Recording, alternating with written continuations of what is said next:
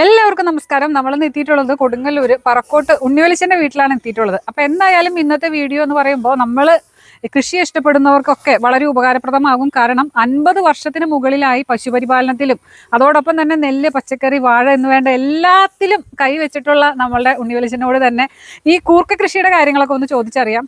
എന്താ ഉണ്ണിവലിച്ച, കൂർക്ക തലനുള്ളലാണല്ലേ? നഴ്സറിക്ക് വേണ്ടി നമ്മൾ ഏകദേശം എന്നാണ് ഇട്ടത്? ഏപ്രിൽ അവസാനം തടമുണ്ടാക്കി അതിൽ കൂർക്ക ഒരു 2 കൂർക്ക വിത്ത് ഇട്ട് കുറച്ച് ചാണകപ്പൊടിയൊക്കെ ഇട്ട് അങ്ങനെ എടുത്ത്. അപ്പോൾ ഇത്തവണ നുള്ളിയിടാൻ ഇത്തിരി സമയം വൈകി. മഴ കാരണം നുള്ളിയിടേണ്ട ഒരു സമയം വൈകിപ്പോയി. അപ്പം അത് കാരണം ഇങ്ങനെ പട്ടമാതിരിയൊക്കെ ആയിട്ടുണ്ട്. എന്നാലും കുഴപ്പമില്ല. ഇപ്പോൾ ഈ നുള്ളിയത് ഇപ്പോൾ 2 ആൾ അവിടെ ഇട്ടുകൊണ്ടിരിക്കുന്നുണ്ട്, 3 ആൾ അവിടെ നട്ടുകൊണ്ടിരിക്കേണ്ടത്, 3 പണിക്കാരുണ്ട്. ഏകദേശം നുള്ളലൊക്കെ കഴിഞ്ഞിട്ടുണ്ട്. അതിനിപ്പോ ഇത് കഴിഞ്ഞപ്പോ ഇത്തിരി ചാണം വെള്ളം തെളിക്കും. ചാണം വെള്ളം തെളിച്ചു കഴിഞ്ഞാൽ ഒരു 10-15 ദിവസം കഴിയുമ്പോഴേക്കും ഇതേമാതിരി ഇനിന്നുള്ള വെറുതെ ചാണം വെള്ളം തെളിച്ചൊക്കെ കൂമ്പ് വരും, പിന്നെ പൊടി പോരും. അങ്ങനെ ഒരു 3 പ്രാവശ്യം നുള്ള. അപ്പൊ ഇത് ശരിക്കും നടേണ്ട സമയം പണ്ടത്തെ കണക്കനുസരിച്ച് വിഷു ഉണ്ട് കഴിഞ്ഞാൽ അന്നാണ് കൂർക്ക നടണത്. അപ്പൊ ഏപ്രിൽ നടണ്ടാണ്. ഏപ്രില് ഫസ്റ്റ് 14-15 തീയതി ഒക്കെ നടനാണ്. കൂർക്കപ്പെട്ടി വെക്കാന്ന് പറയുന്നത് മേടം നിന്ന്. പക്ഷെ ഇത്തവണ ഇത്തിരി കൂടെ വൈകി. മേടം 15 തീയതിക്കാണ് കൂർക്കപ്പെട്ടി വെച്ചത്. അപ്പൊ നമ്മൾ തലനുള്ളി നടന്നത് തലനുള്ളി നടന്നത് ഒരു 2 മാസം ആകുമ്പോഴേക്കും നല്ല വളർച്ചയാവും. അപ്പൊ നമുക്ക് ആദ്യം നുള്ള, അത് കഴിഞ്ഞ് 15 ദിവസം കഴിഞ്ഞ വീണ്ടും നുള്ള, അങ്ങനെ ഒരു 3-4 പ്രാവശ്യമൊക്കെ നുള്ള. പിന്നെ ഇപ്പൊ വേണമെന്നുണ്ടെങ്കിൽ നമുക്ക് ഇനിയും തലയുടെ ആവശ്യമുണ്ടെന്നുണ്ടെങ്കിൽ ഇപ്പൊ ഇട്ട തലയുമെന്ന് കൂർക്കമെന്ന് തന്നെ ഓരോ തലയെടുത്ത് ഇനി ഇട്ടുകൊണ്ടിരിക്കുക. അപ്പൊ കന്നിമാസം വരെ ഇട്ടുകൊണ്ടിരിക്കുക. കന്നിമാസം എന്ന് പറയുമ്പോൾ സെപ്റ്റംബർ, ഒക്ടോബർ ആദ്യം വരെ ചെയ്യാം ചെയ്തുകൊണ്ടിരിക്കുക. അപ്പൊ അതിനിടയ്ക്ക് ഇങ്ങനെ പറിച്ചുകൊണ്ടിരിക്കും. അപ്പോഴേക്കും ബാക്കിയുള്ള കൃഷികളൊക്കെ വേറെ അങ്ങനെ വരും. അപ്പൊ നമ്മളിതുപോലെ തലയ്ക്ക് വേണ്ടി നഴ്സറി ഇട്ടില്ല എങ്കിൽ ശരിക്കും ഇതിനൊരു തലയ്ക്ക് വരെ എത്ര 50 പൈസക്ക് വരെ ആൾക്കാർ വാങ്ങുന്നവരില്ലേ? 1 ഉറുപ്പ്യ വാങ്ങും. 1 ഉറുപ്പ്യ വരെ വാങ്ങുന്നവരുണ്ട്. ഒരു കൂർക്ക തലയ്ക്ക് 1 ഉറുപ്പ്യ വാങ്ങും. അപ്പൊ ഇതൊന്ന് നോക്കി നോക്കിയേ. ഇവിടുന്ന് ഒരു ചാക്കില് തല കൊണ്ടുപോല് കഴിഞ്ഞ് ഇതിപ്പോ ബാക്കിയുള്ള ചാക്കിലാണ് ഇരിക്കുന്നത്. ഇനിയും 15 ദിവസം. ഇത് കുറച്ചല്ല, ഇത് അട്ടിയായി കിടക്കണേ. ഞാൻ കുറച്ച് നേരത്തെ ഇങ്ങനെ നുള്ളിയിട്ട് ബാക്കി പശുവിനെ കറന്നു കഴിഞ്ഞിട്ട് നുള്ളാന്ന് വെച്ചിട്ടാണ് കണ്ടത്. അപ്പൊ ഇത് എത്ര രൂപയുടെ മുതലുണ്ടാവും നോക്കി നോക്കിയേ. ഇതിപ്പോ അത് 50 പൈസ. ഞാൻ കഴിഞ്ഞാണോ വാങ്ങിയത് 50 പൈസയായിട്ടാണ്. കുറച്ച് പോരാതെ വന്നു. അപ്പൊ ഇത്തവണ ഇത്തിരി നോക്കിയപ്പോ ആ കാശ് വേണ്ടല്ലേ. ഇത് 15 ദിവസം കഴിഞ്ഞാല് ഇപ്പൊ ഒന്നും കൂടെ നുള്ളും. ഇപ്പൊ ചാണമ്പളം ഇന്ന് തന്നെ വൈകിട്ട് ചാണകം തെളിക്കും. അത് കഴിഞ്ഞൊരു മഴയൊക്കെ വരുമ്പോഴേക്കും പിന്നെ അറുത്ത് പിന്നെയും വരും. അപ്പൊ അതിന്റെ പിന്നെ കട്ടി മാതിരിയാണ് നമ്മള് തണ്ടിന്റെ ആ വാടല് ചെറിയ തളിര് കടിയാണ്ട് കഴിഞ്ഞിട്ട് വേണം നട്ടാലേ നമുക്ക് പോകാൻ പാടില്ല. ബഡ് ചെയ്ത് ഇതേമാതിരി ഇത്ര 6 അടി 5 അടി വീതിയിൽ നീളാവശ്യത്തിന് അനുസരിച്ച് നമ്മൾ ബഡ് ഇതുണ്ടാക്കിയിട്ട് അതിലാണ് നട്ടത്. അത് ഞാൻ നേരത്തെ പറഞ്ഞ മാതിരി ഈ 2 തലയെടുത്തിട്ട് ഇതിപ്പോ നമ്മൾ ഈ ഒരു ഹൈറ്റിൽ എടുക്കുന്നത് വെള്ളക്കെട്ട് ഉറപ്പാക്കാൻ വേണ്ടിയിട്ടാണ്. വെള്ളം ഒഴിഞ്ഞ് പോകണം. ഇനി ഇതും കഴിഞ്ഞ് കഴിഞ്ഞാൽ നമ്മളിനി അടുത്ത വളം വെക്കുന്നതോടുകൂടി വീണ്ടും പൊന്തും. കൂർക്കത്തല നടുമ്പോ ഈ മണ്ണ് നല്ല പൊടിമണ്ണാണെങ്കിലല്ലേ നല്ല ഉരുണ്ട കൂർക്ക ഉണ്ടാവുക. അതാ അതിന്റെ പേരിലാണ് ഈ വളമില്ലാത്ത മണ്ണിനെ നടുന്നത് നമ്മള്. വളം കുറഞ്ഞ മണ്ണാണിത്. വളം അധികം വളം ഇടുന്നുണ്ടെങ്കിൽ കൂർക്ക ഒരു മണ്ടൻ കൂർക്ക എന്ന് പറയും. ഇങ്ങനെ ഒരു ചേലുണ്ടാവില്ല. വേവാനൊക്കെ ഒരു മടി കല്ലപ്പോലെയൊക്കെ ഉണ്ടാവും. ഇതിങ്ങനത്തെ വെളുത്ത മണ്ണിടുന്നുണ്ടെങ്കിൽ ശരിക്കും ഉണ്ടാവും. പിന്നെ സാധാരണ നമ്മളിപ്പോ നോക്കിക്കഴിഞ്ഞു കഴിഞ്ഞാൽ ശരിക്കും നല്ല പൊടിമണ്ണാണ്.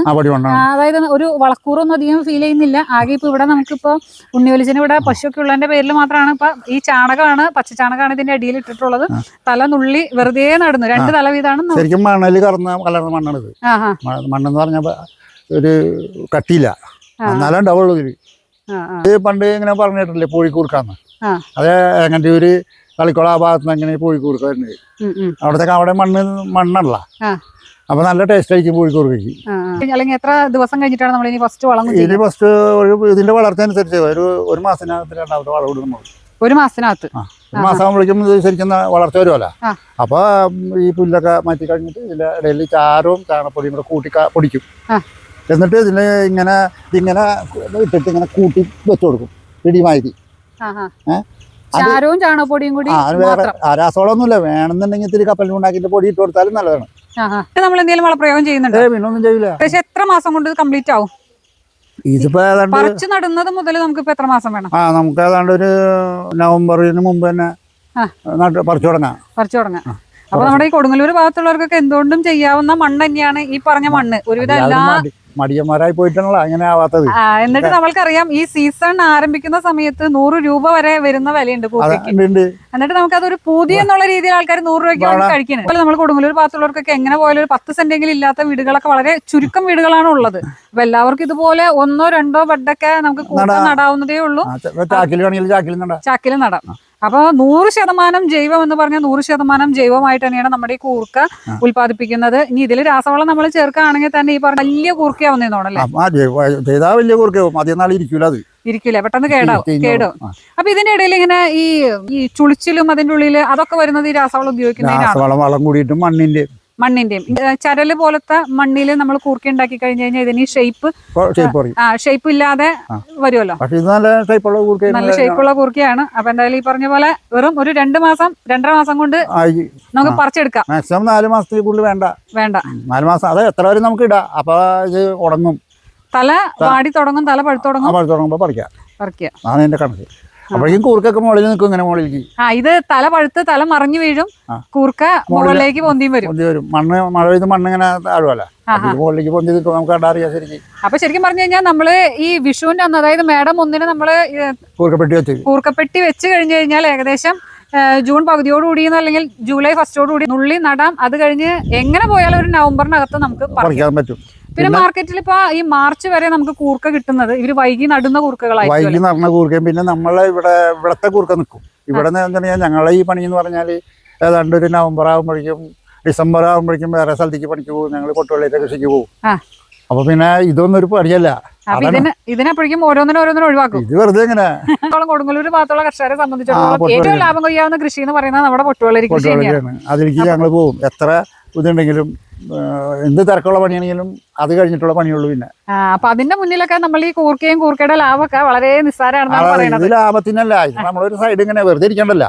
അല്ല, എന്നാലും നമ്മളിപ്പോ വാണിജ്യാടിസ്ഥാനത്തിൽ കൃഷി ചെയ്യുന്നവരെ സംബന്ധിച്ചിടത്തോളം ഇത് ലാഭമുള്ള കൂർക്ക കൃഷി എന്ന് പറയുമ്പോൾ പ്രത്യേക ഒരു കേടുവരുന്നില്ല. വേറെ കീടനാശിനി വേണ്ട, വലിയ ചെലവില്ല. അധ്വാനം വേണം. അല്ല, എന്നാലും വീട്ടിലിരിക്കുന്നവരെ സംബന്ധിച്ചിടത്തോളം ഇപ്പൊ സ്ത്രീകൾക്കാണെങ്കിലും വലിയ അധ്വാനമൊന്നും ഇല്ലാതെ ഇതുപോലെ ഇപ്പൊ എല്ലാം ചെയ്യണ്ട. അരമണിക്കൂർ ഞാൻ വെറ്റിനറി ആശുപത്രിയിൽ ഉണ്ടായിരുന്നു. ഒരു പശുവിന്റെ യൂറിൻ ടെസ്റ്റ് ചെയ്യാനും ചാണകം ടെസ്റ്റ് ചെയ്യാൻ വേണ്ടിയാണ് പോയത്. അതിനിടയ്ക്ക് അവിടെ ഒരു 5 ഓട്ടോറിക്ഷ വന്നു. 5 ഓട്ടോറിക്ഷയിലും എല്ലാവരും പട്ടിനെ കൊണ്ടുവന്ന് വന്നിട്ടുള്ളൂ.